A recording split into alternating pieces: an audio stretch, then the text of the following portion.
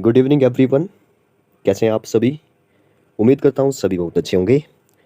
तो चलिए एक मैथ्स की प्रॉब्लम जो वो आज डिस्कस करते हैं। यहाँ पे जो वो एक क्वेश्चन है और एक क्वेश्चन मुझे भेजा था 1-2 दिन पहले किसी बच्चे ने कि इसको जो वो कैसे सॉल्व किया जाए। मुझे लगता है कि 1-2 दिन से तो मैं बिज़ी था थोड़ा-सा किसी और काम में, तो मुझे टाइम नहीं लगा। लेकिन अगर आज टाइम लगा है तो मैंने सोचा क्यों ना एक बार इस क्वेश्चन को तो डिस्कस करेंगे ही, लेकिन इससे रिलेटेड जैसे क्वेश्चन है कॉस्ट प्राइस, सेलिंग प्राइस, कितना परसेंट जो वो लाभ हुआ, कितनी परसेंट हानि हुई। एक प्रकार से एक कॉस्ट प्राइस हो गया, सेलिंग प्राइस हो गया, लॉस परसेंटेज हो गया, गेन परसेंटेज हो गया, purchasing price, selling price, cost price जो भी होता है, उसका एक कंसेप्ट जो वो ज़रा समझते हैं। मैं इस वीडियो में कोई आपको ट्रिक नहीं बताने वाला, क्योंकि मुझे लगता है कि अगर आप ट्रिक से जो वो सीखते हैं चीज़ें, तो वो ट्रिक जो वो आपको ज़्यादा टाइम तक जो वो याद नहीं रहते हैं। तो अगर आपको पूरा डिटेल में जो वो मेथड है, पूरा जो कंसेप्ट है, अगर आप पहले इसको सीख जाते हैं, फिर जो वो ट्रिक काम आता है। लेकिन अगर आप सीधे ही ट्रिक पर जो वो आ जाएँगे, तो आपको फिर चीज़ें समझना जो वो थोड़ी-सी मुश्किल हो जाती है। तो ये जो कॉस्ट प्राइस और सेलिंग प्राइस का वाला टॉपिक है, ये वैसा ही टॉपिक है, ये हर किसी के दिमाग में नहीं बैठता है। इसलिए जब भी आपने देखा होगा एग्ज़ाम में इस टाइप का क्वेश्चन, बहुत सारे एग्ज़ाम में जिसमें मैथ्स से रिलेटेड पूछा जाता है, सेलिंग प्राइस, कॉस्ट प्राइस वो टॉपिक रहता है, तो उसमें एक ऐसा क्वेश्चन ज़रूर होता है। देखिए इस क्वेश्चन का मीनिंग मैं आपको बताता हूँ पहले, क्या क्वेश्चन है, बड़ा इंटरेस्टिंग क्वेश्चन है। A man sold his cow for rupees 7920 and gain 10%, the cow was what for. तो एक अच्छा क्वेश्चन है कि एक गाय है, किसी आदमी ने जो वो इसको बेच दिया, सोल्ड का मतलब है बेचना, तो बेच दिया 7920 ₹7,920 में जो वो उसको बेच दिया, ठीक है। और ये बोल रहे हैं कि उसको ना लाभ हुआ। लाभ का मतलब है कि उसने जो वो कम प्राइस में जो वो उसको खरीदा होगा, परचेज़ जो वो उसका जो कॉस्ट प्राइस है, वो इससे तो कम ही होगा क्योंकि उसने गेन किया 10%, ठीक है, 10% उसको लाभ हो गया। तो वही पूछ रहा है कि काऊ वाज़ व्हाट फॉर, या ये पूछता है कि what is the cost price of cow, ठीक है, ऐसे पूछ सकता है। तो एक सिंपल सा क्वेश्चन है, इसमें ज़्यादा कोई एडवांस लेवल नहीं घुसाया है। तो ऑप्शन बी है 6300, 6200, 7200 या नन मतलब कोई भी नहीं। तो चलिए इसको ज़रा डिस्कस करते हैं कि क्या क्वेश्चन है, कैसे इसको सॉल्व किया जाए। मैंने बोला कि डिटेल में समझेंगे, आप लास्ट तक वीडियो को देखिए, आपको ये कंसेप्ट पूरा जो वो क्लियर होने वाला है। चलिए बात करते हैं। सबसे पहले तो एक छोटी सी बात करते हैं, जैसे मैंने ना एक पेन खरीदा, मान लेते हैं पेन खरीदा मैंने 10 रुपीज़ का, ठीक है। और मैंने जो वो दूसरे दिन मैंने उसका यूज़ नहीं किया और दूसरे दिन जो वो मैंने पेन को बेच दिया, मतलब कि सेलिंग प्राइस मैंने जो वो कितने का बेच दिया उसको, मान लेते हैं थोड़ी देर के लिए मैंने जो उसको 20 रुपीज़ का बेच दिया, ठीक है।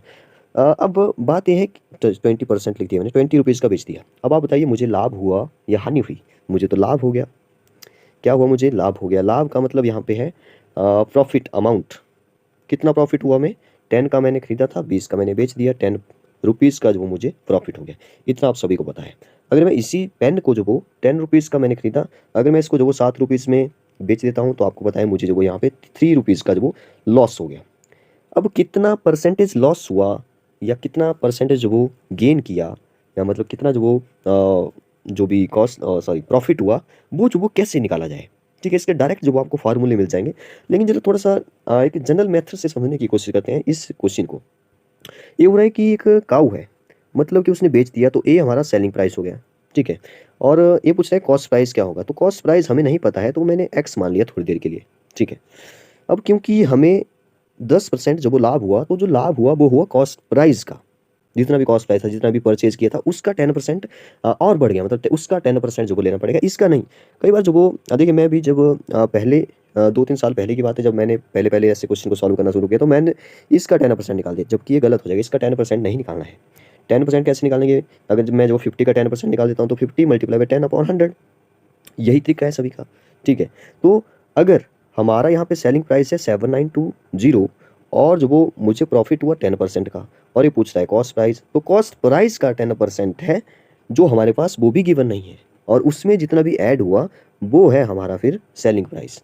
तो हमारे पास ना कॉस्ट प्राइस है, हमारे पास ना कितना रुपीज़ जो वो प्रॉफिट हुआ वो भी पता होता, तब तो निकल जाता, ठीक है। तो हमें तो सबसे पहले क्या करना पड़ेगा, आपको पहले कॉस्ट प्राइस को मानना पड़ेगा, क्योंकि कॉस्ट प्राइस हमने निकालना भी है, तो एक्स रुपीज़ जो मैंने थोड़ी देर के लिए मान लिया, ठीक है।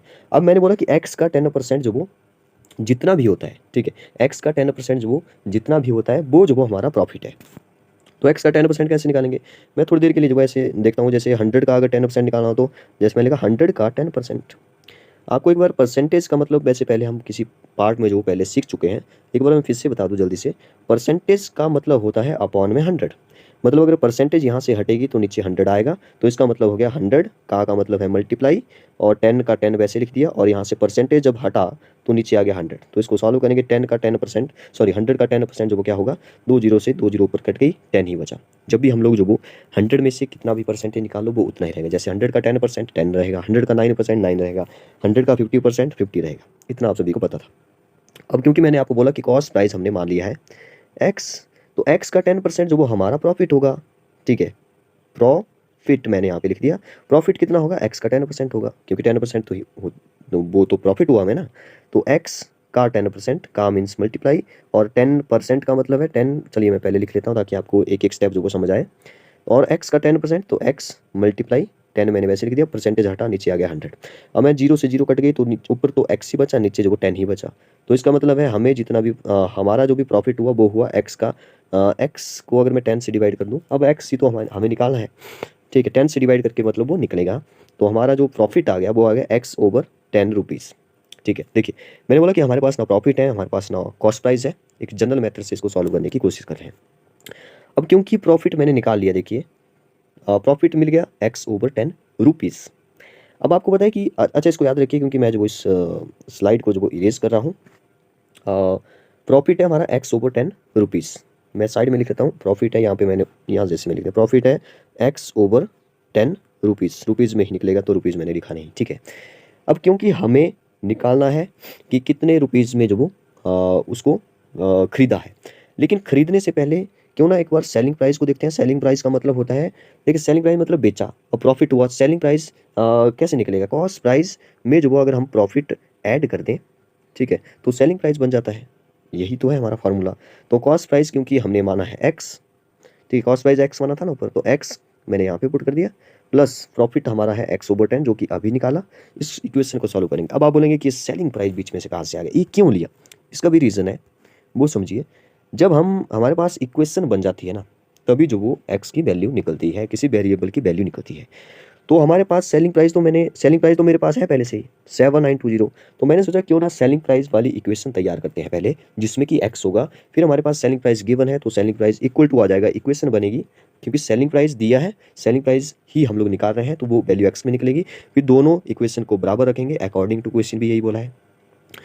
और जो हमारा इक्वेशन सॉल्व हो जाएगी, एक्स की वैल्यू निकल जाएगी, ठीक है। तो ये हमारा मेथड है। अब यहाँ से एक्स में एक्स ओवर 10 करेंगे तो आपको पता है 11 एक्स ओवर 10 आ जाए। कैसे, एलसीएम लिया इसका 10 और यहाँ पे कुछ नहीं तो 1 है, 10 और 1 का एलसीएम 10 आ गया। 10 को 1 से डिवाइड किया 10 आएगा, यहाँ पे आ गया 10x, और यहाँ पे 10 को 10 से जब डिवाइड किया 1 आया, 1 मल्टीप्लाई एक्स, नीचे डिवाइड ऊपर मल्टीप्लाई 1x, ठीक है। तो 10x और 1x हो गया 11x, 11x ओवर 10। अब ये जो 11x ओवर 10 आया, ये हमारा सेलिंग प्राइस है, ठीक है। अब मैंने बोला ना अकॉर्डिंग टू क्वेश्चन, इसने बोला सेलिंग प्राइस इतना है, और हमने कितना निकाल लिया, हमने निकाला 11x ओवर 10। ये हमारा सेलिंग प्राइस है। हमें तो गिवन है 7920, तो क्यों ना इन दोनों को आपस में इक्वल रखा जाए, ठीक है, और यहाँ से एक्स की वैल्यू निकाल दी जाए। ये हमारा मेथड था। अगर यहाँ से एक्स की वैल्यू निकालेंगे तो यहाँ पे 10 चला जाएगा पहले दूसरी साइड में मल्टीप्लाई हो जाएगा, 2 जीरो आ जाएगी, 1 जीरो पहले से ही 10 मल्टीप्लाई हुआ तो 1 जीरो और बढ़ गई। अगर यहाँ से एक्स की वैल्यू निकालें तो 11 जो वो यहाँ पे मल्टीप्लाई हो रहा है, 11 जाके जो वो डिवाइड कर जाएगा, और 11 जाके डिवाइड कर गया तो यहाँ पे 11 से कट जाएगा। अब आप बोलेंगे आपको कैसे पता चला कि 11 से कट जाएगा। देखिए आपने डिविजिबिलिटी रूल्स पढ़े हैं ना, इवन प्लेसेस ऑड प्लेसेस। तो देखिए यहाँ पे ऑड प्लेसेस का सम 7 और 2 9 आ रहा है, और इवन प्लेसेस में तो 9 ही है, तो 9 माइनस 9 जीरो। तो मैंने सॉल्व नहीं किया, लेकिन मुझे पता है कि 11 से जाएगा, और 11 से जब आप डिवाइड करेंगे तो ये आ जाएगा 11, 7 जा 77, 7 बचा, फिर आ जाएगा 11 2 जा 22। यस, क्वेश्चन का आंसर निकल गया 72। जब आपने जो वो एक्स की वैल्यू निकालने के लिए 79200 को 11 से डिवाइड किया तो इसका आंसर आ जाएगा 7200, will be the right answer. मतलब ये हुआ कि हमने काऊ को परचेज किया था, परचेजिंग प्राइस था हमारा 7200, फिर जब उसको बेचा 7920 में, तो हमें 10% का प्रॉफिट हुआ। अब देखिए, अब आप जो वो अगर 7200 का, देखिए 7200 का मीन्स मल्टीप्लाई का 10% निकालेंगे, तो हमें जो वो यहाँ पे क्या मिल जाएगा, अच्छा, हमने ना 720 आ जाएगा, ठीक है 720, क्योंकि 7200 अपॉन 10 मल्टीप्लाई 10 अपॉन 100 हो जाएगा, जीरो से जीरो कैंसिल हो जाएगी, 720 आ जाएगा। और हमने जो वो एक्स ओवर 10 ही तो निकाला था पहले भी, तो एक्स की वैल्यू यहाँ पुट कर दो, 10 जीरो से जीरो कट जाएगी, 720 हमारा प्रॉफिट हुआ, ठीक है। तो कुछ इस तरह से जो वो इस क्वेश्चन को किया जा सकता है, बड़ा सिंपल सा मेथड है।